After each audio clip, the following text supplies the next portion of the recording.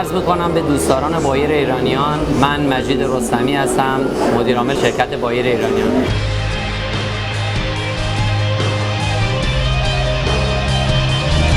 در 24مین نمایشگاه بین‌المللی صنعت ساختمان تهران هستیم.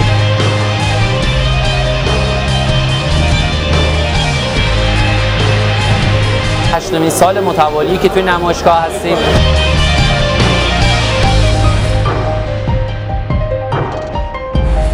ما امسال در نظر داریم به مناسبت 8مین سال متوالی که توی نمایشگاه هستیم شرایط اقساط اجرا و تهیه و تولید متریال سقف عرش فولادی رو به همه همکاران عزیزمون و دوستانی که توی صنعت ساختمان در حال فعالیت هستن قرار بدیم بدون هیچ گونه بهره بانکی.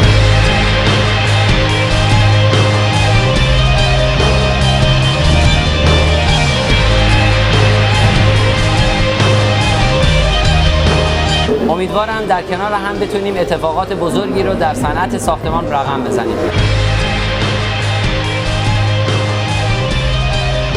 من در پایان تشکر میکنم از همه دوستان و همکارانی که تشریف فرمایی کردند به غرفه ما.